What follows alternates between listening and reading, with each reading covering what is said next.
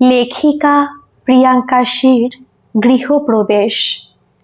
Balcony দিয়ে নীলচে আকাশটা দেখা যায়। অদ্রিজা ঠান্ডা হিমেল হাওয়ায় মুখটা ভিজিয়ে নিয়ে ভাবে, কদিন কি ঝামেলাই গেল। নতুন ফ্ল্যাটে শিফট করার আগে কত ঝামেলাই থাকে।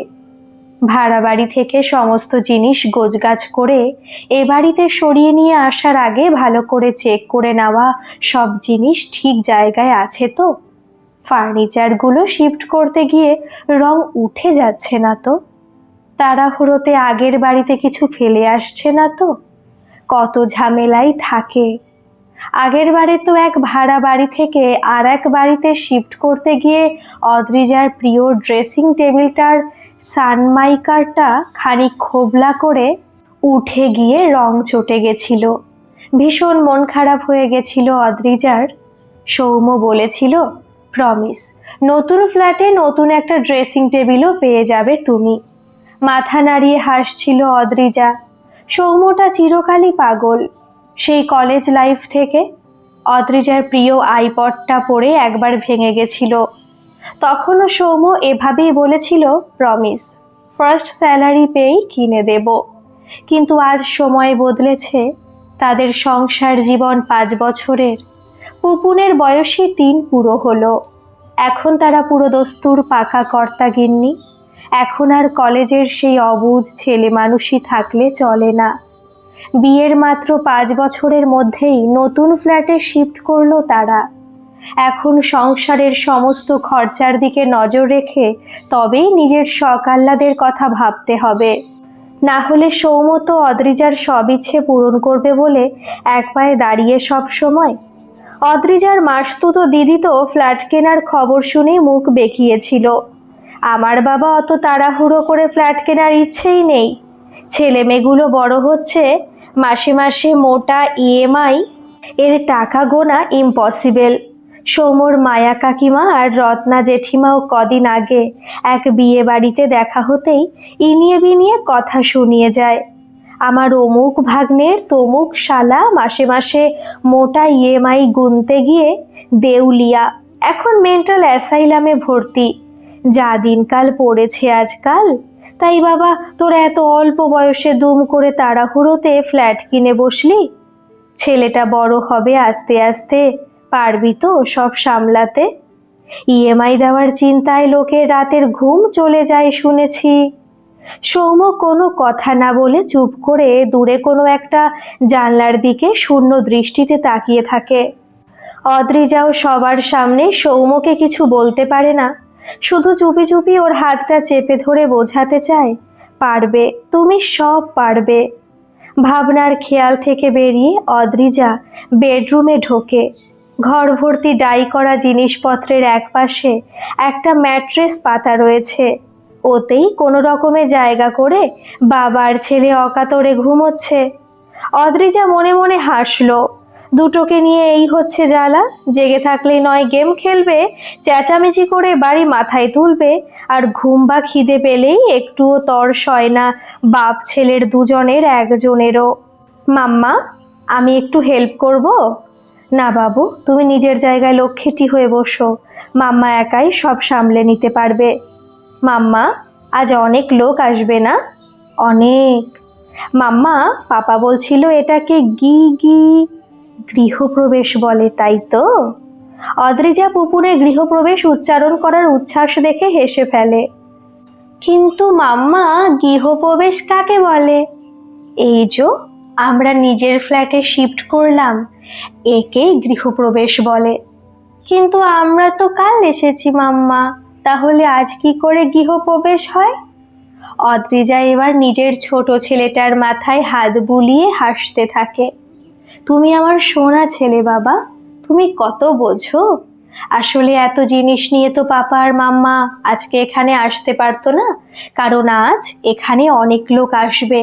তাদের দেখাশোনা করতে হবে, আদর আপ্যায়ন করতে হবে।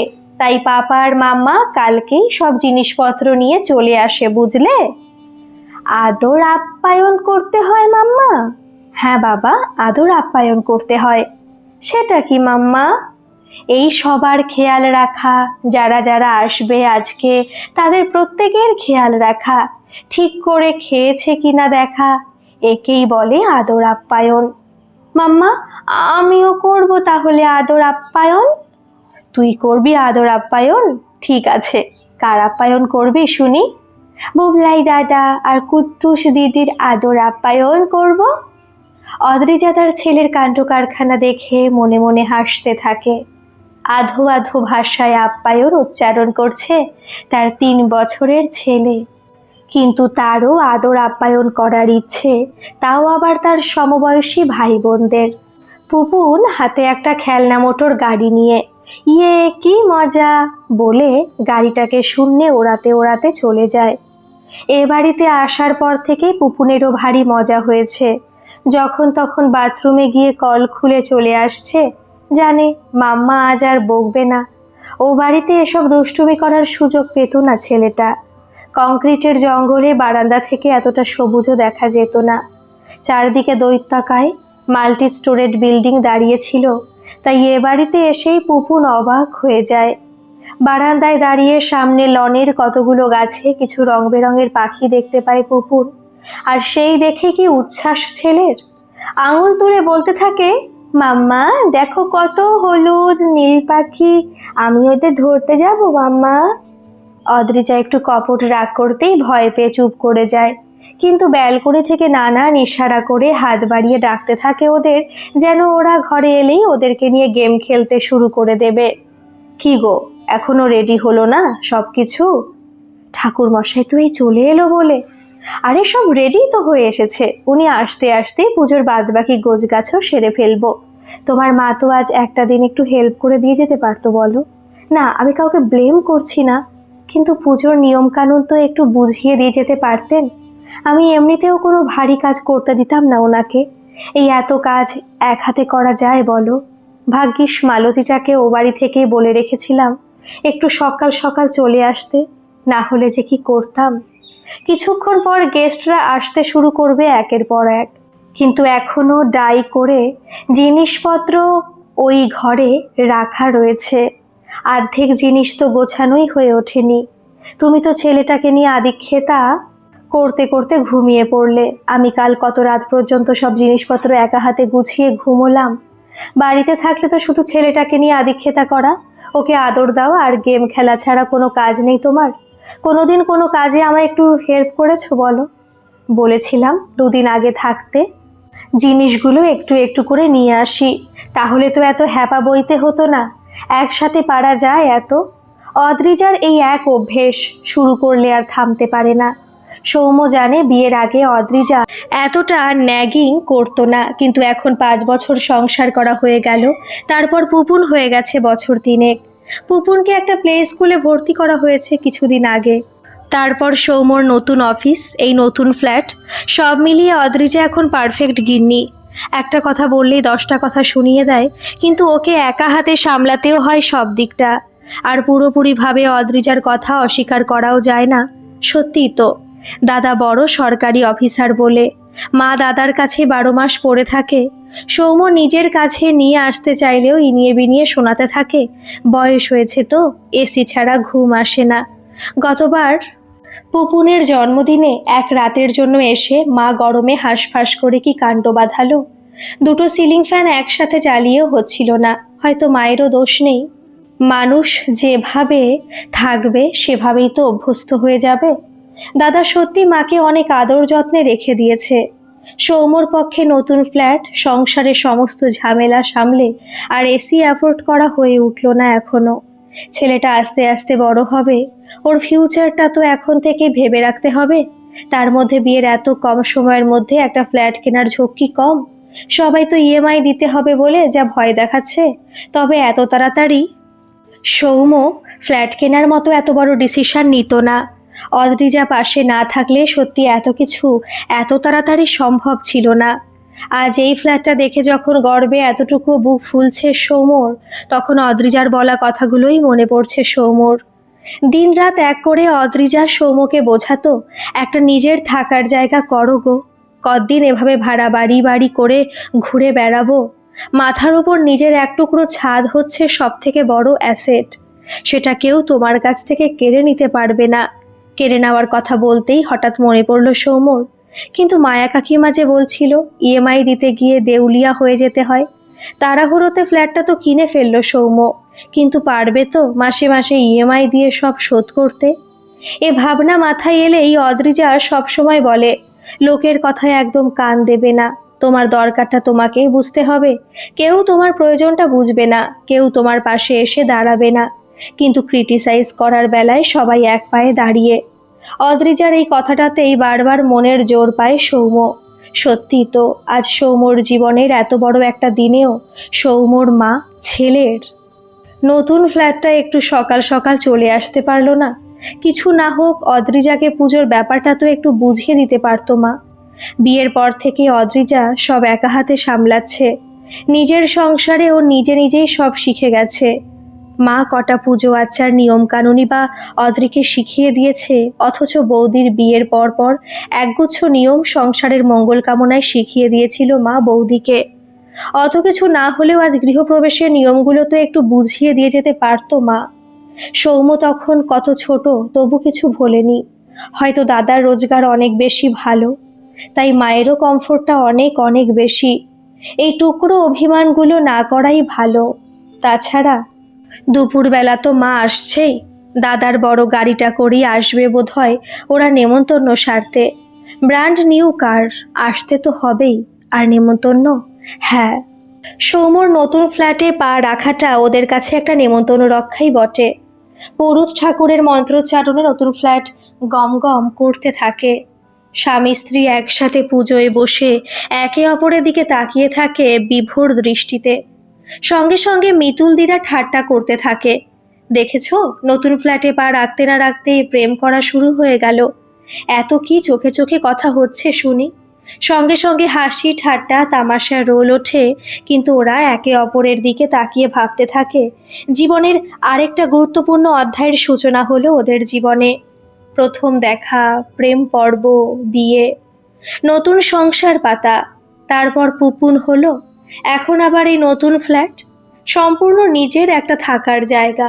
সত্যি জীবনের সব চড়াই উতরাইয়ে দুজনে দুজনের পাশে সবসময় একভাবে ছিল বলে আজ ওরা জীবনের সমস্ত বাধা পেরিয়ে এগিয়ে যেতে পারছে।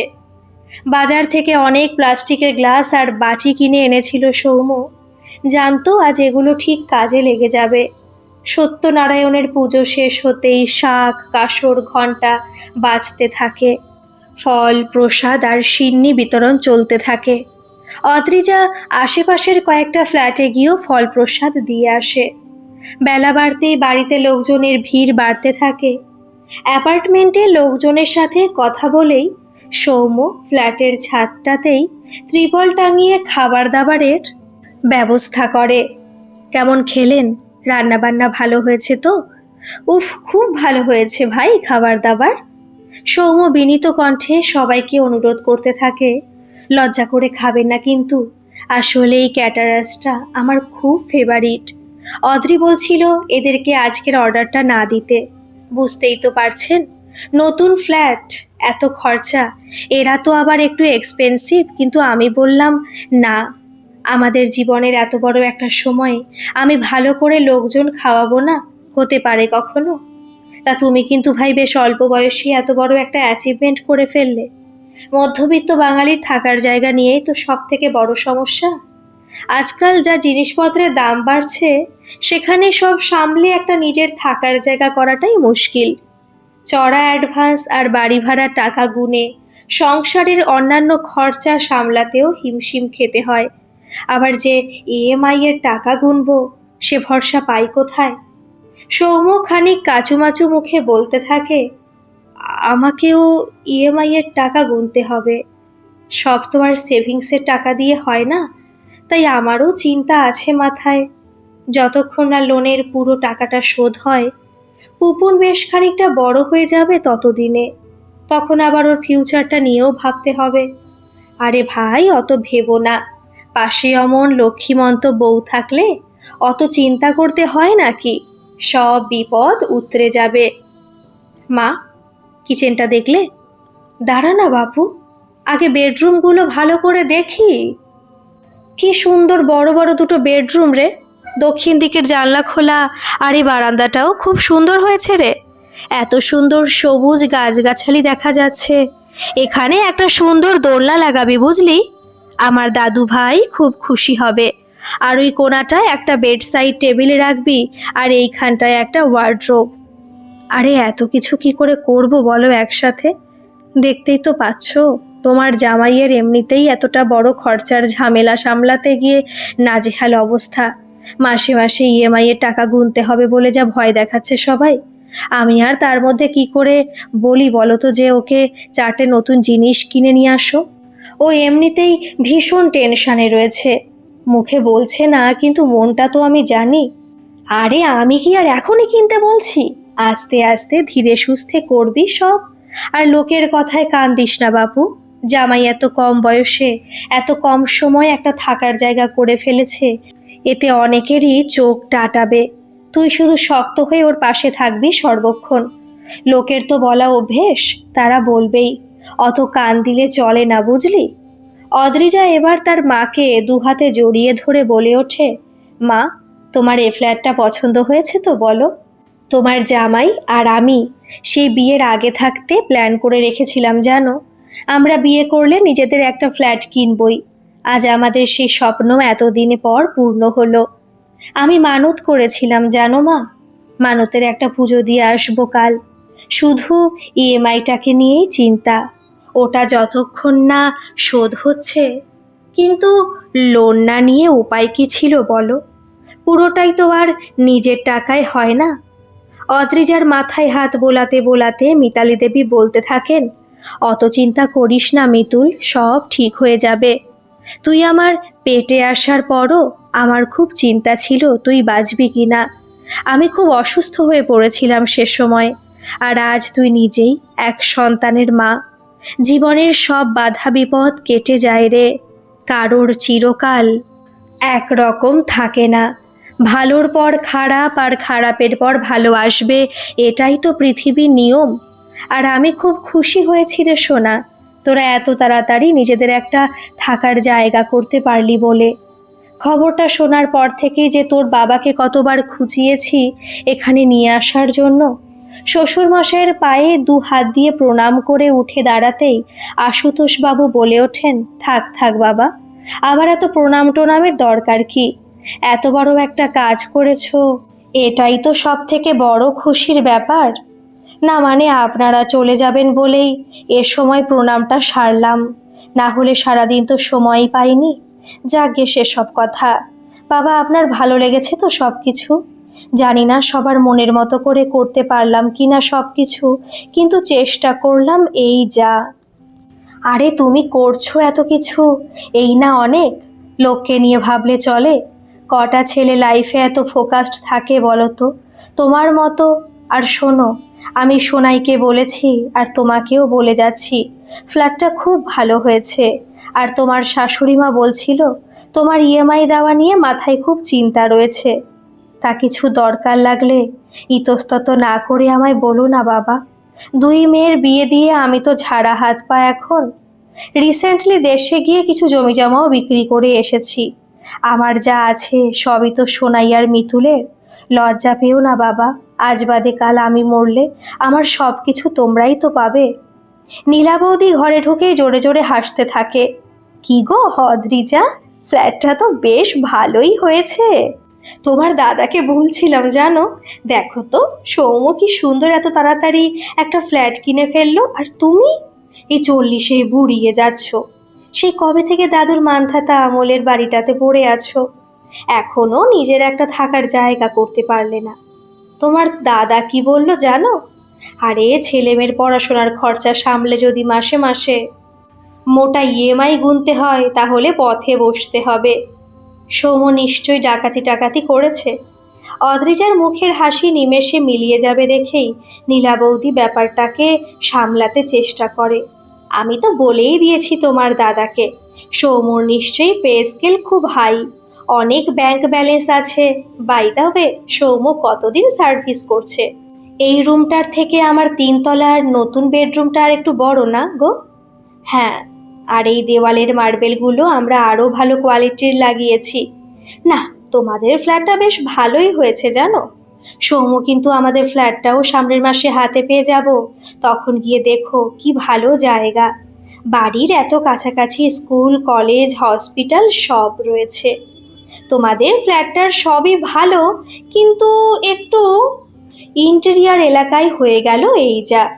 আজকাল তো ফার্স্ট লাইফ, সব কিছু হাতের কাছে থাকলেই সুবিধা। অদ্রিজার দিদি জামাইবাবু নিজেদের মধ্যেই এতক্ষণ কথা বলে যাচ্ছিল। কোনো কথা না বলে সৌম্য আর অদ্রিজা শুধু শুনে যাচ্ছিল। এই মুহূর্তে শোনা ছাড়া ওদের আর কোনো উপায়ও নেই। সেই সময় অদ্রিজার দিদি বলে ওঠে, পুপুনটাকে নেক্সট ইয়ার একটা ভালো স্কুলে ভর্তি করবি তো? এই ফ্ল্যাট থেকে অনেকটা দূর হয়ে যাবে তাহলে। তুই একাই স্কুল থেকে নিয়ে আসা দিয়ে আসা করবি সোনাই।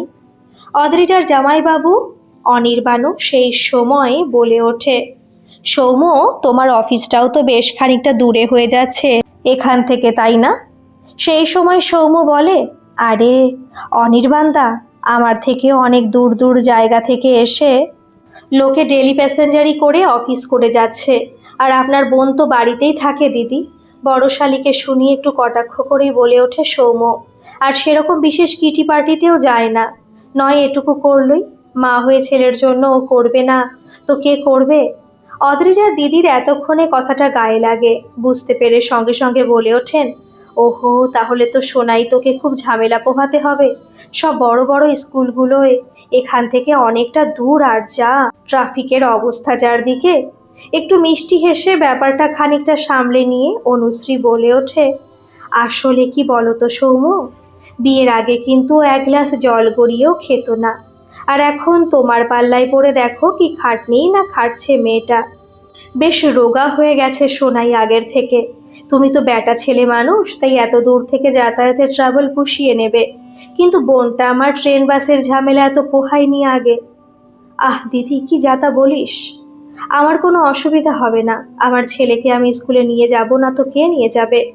বাড়িতে বসে বসে আমার হাতে পায়ে এমনিতেই খিল ধরে যায়। বিয়ের আগে দরকার ছিল না তাই কাজ করিনি, কিন্তু নিজের সংসারে এটুকু করব না তা বলে? আর সৌম্য তো ছুটির দিনগুলোতে আমায় অনেক হেল্প করে। অদ্রিজার জামাইবাবু বুঝতে পারে ব্যাপারটা একটু সিরিয়াস হয়ে যাচ্ছে, তাই সঙ্গে সঙ্গে কথা ঘোরানোর জন্য বলতে থাকে, ওর কথাও তো গায়ে নিও না সোনাই। তুমি জানো না, তোমার দিদি ওরকমই না ভেবেই কথা বলে দেয়। সৌম্য বুঝতে পারে কথা ঘোরানোর দরকার, তাই সোজা প্রসঙ্গ টেনে অন্য কথায় নিয়ে চলে যায়। অনির্বাণ, টি-20 দেখছেন? বাড়ি ভর্তি হাসি, ঠাট্টা, খুশির কল্লোল। পুপুন তার সমবয়সী ভাই বোন আর বন্ধু বান্ধবদের সাথে খেলায় মত্ত। অদ্রিজার মুখে আজ অনেকদিন পর একটা খুশির হাসি। সে যাই বলুক, তবু তো নিজের একটা এত বড় সম্বল হলো। এতদিন বাড়ি পাল্টাতে পাল্টাতে মাথা খারাপ হয়ে যেত। অদ্রিজা নিজের মনে কিচেনে কিছু খাবার দাবার গুছিয়ে রাখছিল। পুপুর এসে হাত ধরে নিয়ে গিয়ে বলে, মাম্মা দেখো না, আমার কাগজের রকেটটা ওই ওপরে পর্দার ওপর আটকে গেছে, পেরে দেবে চলো না। অদ্রিজা তাড়াতাড়ি হাতের কাজ ফেলে ঘরে ঢুকে দেখে দিদি জামাইবাবু ঘরের এক কোণে দরজার আড়ালে দাঁড়িয়ে নিজেদের মধ্যে ফিক ফিক করে কিছু আলোচনা করছে। পুপুন তাই ওদের দেখতে পায়নি, কিন্তু এইভাবে আড়ালে দাঁড়িয়ে কারোর কথা শোনা তো উচিত নয়। ওরাও বুঝতে পারেনি অদ্রিজা দরজার পাশেই দাঁড়িয়ে আছে, আর অদ্রিজা না চাইতেও শুনতে পাচ্ছিল দিদি জামাইবাবু লুকিয়ে বলা কথাগুলো। আমাদের ফ্ল্যাটের রংটা আরো সুন্দর বলো? হ্যাঁ, এদেরটা তো কেমন ক্যাটকেটে। জানলা দরজার কাঠগুলো কেমন পলকা, মজবুত নয়। আমাদেরগুলো কিন্তু খুব মজবুত বলো? অদ্রিজা জামাইবাবুর গলায় শুনতে পায়, আসলে কি বলো তো, আমাদের ফ্ল্যাটটাও তো 1 মাস পর রেডি পেয়ে যাব, কিন্তু ইএমআই এর টাকা তো আর গুনতে হচ্ছে না আমায়। বাবা বড় একটা 3 তলা বাড়ি করেই দিয়ে গেছিল। তারপর এই ফ্ল্যাটটা তো যোগেন মামার রেখে যাওয়া টাকায় কিনে ফেললাম। ভাগ্যিস মামার কোনো ছেলে পুলে নেই বলে সব সম্পত্তি আমার নামে এলো। আমার ছেলেটার জন্য এটা আরেকটা অ্যাসেট হয়ে গেল। কিন্তু লোককে অত কথা বলার দরকার নেই, লোককে বলবে কিছুটা নিজের জমানো টাকা আর কিছুটা বাবার সোদপুরের পুরনো বাড়ি বিক্রির টাকা থেকে করেছি। কিন্তু তোমার ভগ্নিপতি যে এত ইএমআই গুনবে, দেখো না ওর কি অবস্থা হয়। বউ বাচ্চা নিয়ে পথে না দাঁড়াতে হয়। আর আমাদের অত বড় ফ্ল্যাটের কাছে এ তো টিনের বাক্স। সামনের মাসে ওরাও তো আসবে আমাদের গৃহপ্রবেশে। তখন ফ্ল্যাটটা ঘুরে দেখানোর বাহানায় বলো তোমার বোনকে, প্রপার ক্যালকাটায় এত বড় একটা দামি ফ্ল্যাট কিনে সেটা অ্যাফোর্ড করাটা চারটেখানি কথা নয়। সবাই পারে না এত ল্যাভিশ লাইফস্টাইল লিড করতে। আমি আর কি বলবো বলো, সকালবেলা দেখলে তো কেমন রিয়্যাক্ট করলো। এমনকি বলেছিলাম আমি। অদ্রিজা তার দিদি জামাইবাবুর চাপা গলায় বলা সব কথা শুনতে পাচ্ছিল। চোখ ভিজে যাচ্ছিল জলে, কিন্তু বাড়ি ভর্তি লোক, কেউ দেখে ফেললে কি হবে। পুপুন শাড়িটা ধরে দুবার টানতেই অদ্রিজা চোখ বড় বড় করে ইশারায় ছেলেকে ভয় দেখায়। না হলে ও তো আর বড়দের এত মারপ্যাচ বোঝে না। আবার বায়না করে বসতো রকেটটা এনে দাও বলে। সিগারেটে দুটো টান দিতেই হাওয়ায় ধোঁয়াটা মিলিয়ে যায়। সেই সময় সৌম্যর পিঠে এসে হাত রাখে অদ্রিজা। কি গো, বাড়ি ভর্তি এত লোকজন, তুমি এখানে একা একা কি করছো? সবাই তো তোমাকে খুঁজবে। ভাল লাগছে না জানো? জানি, তোমার মনের অবস্থা আমি বুঝতে পারছি। এক একজন যা শুরু করেছে তাতে মনে হচ্ছে কাউকে না ডাকলেই ভালো হতো। তুমি, আমি আর পুপুন, এই তো ভালো ছিল। আর কি দরকার ছিল কাউকে ডাকার? সৌম্য অদ্রিজার হাতে একটা চুমু খেয়ে বলে, তোমার কি মনে হয় বলো তো, আমি পারবো না এই ইএমআই এর টাকা দিয়ে লোন শোধ করতে? লোকে কি ভয় দেখাচ্ছে বলো তো অদ্রি? আমার তো আর নিজেকে নিয়ে চিন্তা নয়, তোমাকে আর পুপুনকে নিয়েই চিন্তা। পুপুনের একটা ভবিষ্যৎ আছে তো। তাড়াহুড়োতে ভুল ডিসিশন নিয়ে ফেললাম না তো? তুমি এত ভেবো না প্লিজ, বিশ্বাস করো সব ঠিক হয়ে যাবে। কি অসুবিধা হচ্ছিল বলো তো মাসে মাসে অতগুলো বাড়ি ভাড়া গুনতে? বাড়িওয়ালার মনে হলেই বাড়ি থেকে বেরিয়ে আসতে হতো। বছর বছর কত এগ্রিমেন্ট করতাম।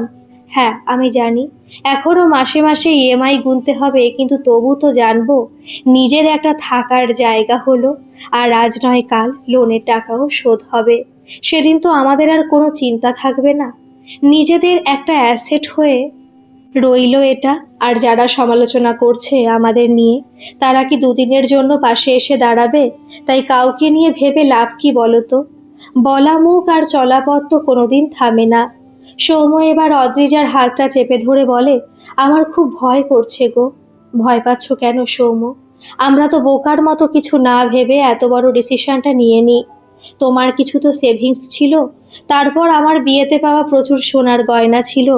বাবার দেওয়া গয়নাগুলো বাদ দিয়ে সবই তো লাগিয়ে দিয়েছি এখানে। তারপর বাবা মানে শ্বশুর মশাইয়ের পুরনো বাড়িটা বিক্রির টাকাটাও তো আমরা পেলাম। দাদা তো বঞ্চিত করেনি আমাদের, ঠিক আমাদের প্রাপ্য টাকাটা আমাদের দিয়ে দিয়েছে। আর এরপর যেটুকু টাকা লোন নিতে হয়েছে, আমার বিশ্বাস আজ বাদে কাল তা ঠিকই শোধ হয়ে যাবে। নিজের একটা থাকার জায়গা করতে গেলে কোনো মানুষটার ধার হয় না বলতে পারো। আজ বাদে কাল তোমার প্রমোশন হবে, পে স্কেল আরও বাড়বে। তাছাড়া পুপুন এখন অনেক ছোট। জীবনের এই সময় যদি এই ঝুঁকিটা না নিই, তাহলে ও বড় হতে হতে আর সম্ভব ছিল না। তখন আরও জিনিসপত্রের দাম বাড়তো। এ বরং ও ছোট থাকতে থাকতেই আমরা অনেকটা সামলে নিতে পারবো। আর তুমি লোকের কথায় কষ্ট পাচ্ছ?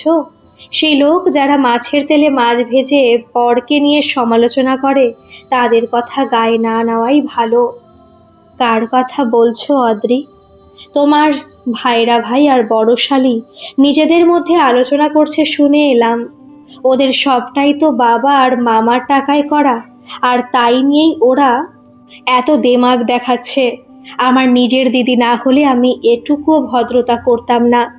তোমার মতো নিজের ট্যাকের জোরে সবটা করতো, তখন দেখতাম এত বুলি ফোটে কিভাবে। তোমার বাবা বলছিল জানো, ওনার কি সব জমি জমা বিক্রির টাকা আছে, সেগুলোই ইএমআই দেওয়ার জন্য নিতে। তুমি কি বললে? কিছু বলিনি, ভাবছি তোমার আর পুপুনের সব দায়িত্ব তো আমার। সেখানে কারোর হেল্প তো আমি চাইনি কখনো। আমি জানি উনি আমার শুভাকাঙ্ক্ষী এবং আমার ভালো চেয়েই উনি কথাটা বলেছেন। তবু কোথাও যেন একটা বাধছে। আত্মসম্মানে লাগছে না। আমার ছেলে আর বউ এর জীবনের কাছে কোনো কিছুই বড় নয় জানো। আমি জানি ওনার রেখে যাওয়া সম্পত্তির ওপর তোমার একটা অধিকার আছে, আজ নয় কাল তোমার প্রাপ্য ওই টাকাগুলো কিন্তু আজ নিজের প্রয়োজনের তাগিদে হাত পাততে কেমন বিবেকে বাঁধছে। শোনো, আমি বলি কি, এখনই তো অত সব ভাবার দরকার নেই। হ্যাঁ, আমিও তাই ভাবছিলাম। জানো, আগে সামনের কয়েকটা বছর দেখি আমি কতটা কি করতে পারি। যদি নিতান্তই দেখি সমস্যা হচ্ছে, তখন আর এত মান সম্মান নিয়ে ভাববো না। তখন নয় তোমার আর পুপুনের মুখের দিকে তাকিয়ে আমি তোমার বাবার সাহায্য নেব। শোনো, এখনই এত ভেবো না। আমি বলছি তো, তুমি একাই সব পারবে করতে। দেখো, আমার আর একটা কি খারাপ লাগছে বলো তো। বিয়েতে তুমি কত গয়না পেয়েছিলে, সেই সব কিছু তোমায় দিয়ে দিতে হলো এই ফ্ল্যাটটার জন্য। আমি আবার সব করে দিতে পারবো তোমায় অদ্রি? আমার কবে অত গয়না লোভ ছিল বলো তো? আর তাছাড়া বাবার দেওয়া গয়নাগুলো তো রয়েছে, সবই তো আর দিতে হয়নি। তোমার ছেলে বড় হতে হতে তুমি আবার আমায় সব করে দিতে পারবে গো।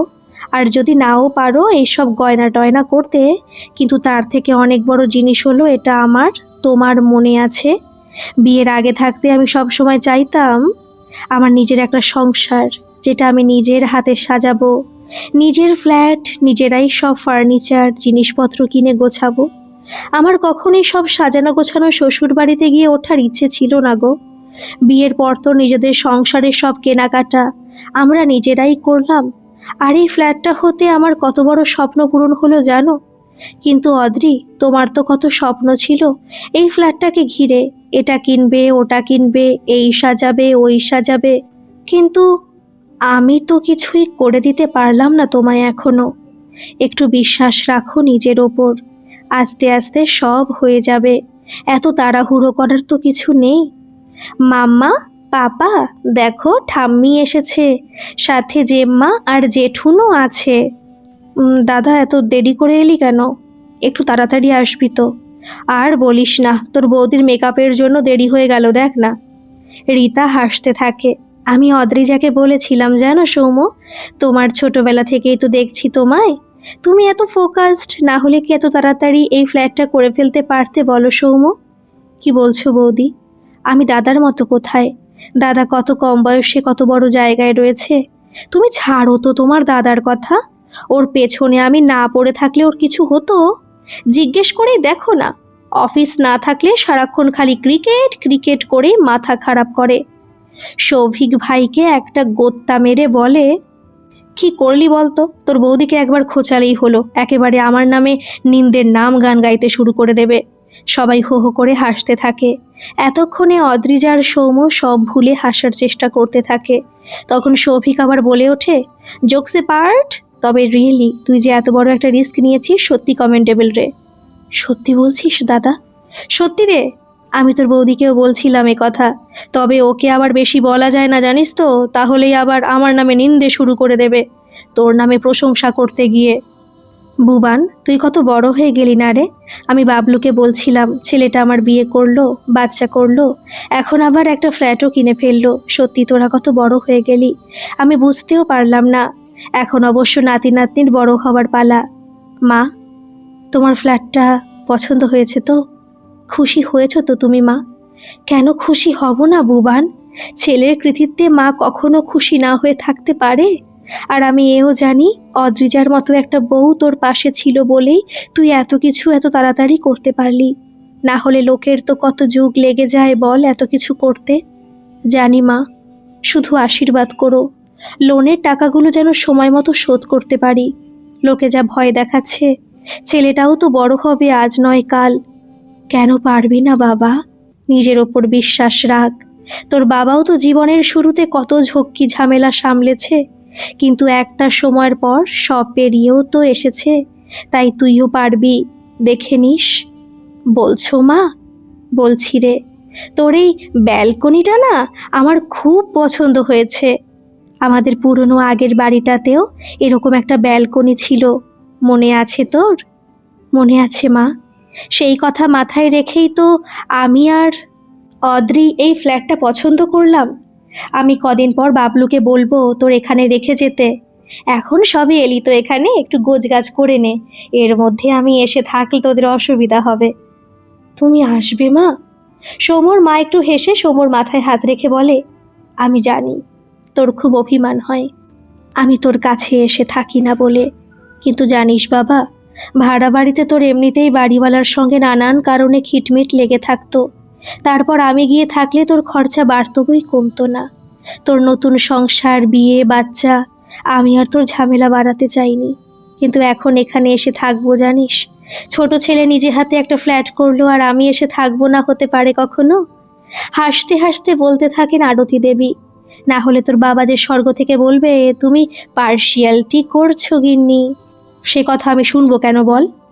মাম্মা দেখো আমি কি আঁকছি। কি আঁকছো সোনা? ক্লান্ত শরীরে বেঁচে যাওয়া সমস্ত খাবারগুলো ফ্রিজে তুলে রাখছিল অদ্রিজা। এমন সময় পুপুন এসে তার ড্রয়িং খাতাটা খুলে মাকে দেখায়। এটা আমাদের নতুন বাড়ি, আর এখানে মাম্মা, এখানে পাপা, আর এখানে পুপুন। সৌম্য আর অদ্রিজা পুপুনের দিকে স্নেহভরা দৃষ্টিতে তাকিয়ে থাকে। পুপুন তখনও একমনে রং পেন্সিলের বাক্সটা থেকে রং বের করে ছবিটাতে রং ঘুরে যাচ্ছে। সৌম্যর দিকে তাকিয়ে অদ্রিজা জিজ্ঞেস করে, কি ভাবছো?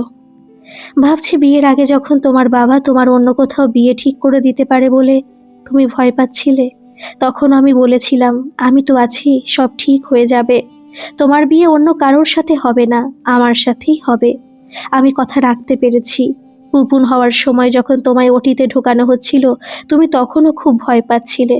আমি বলেছিলাম ভয় পেও না, সব ঠিক হয়ে যাবে, আমি তো আছি। তার কিছুক্ষণের মধ্যে পুপুনের জন্মাবার খবর পাই।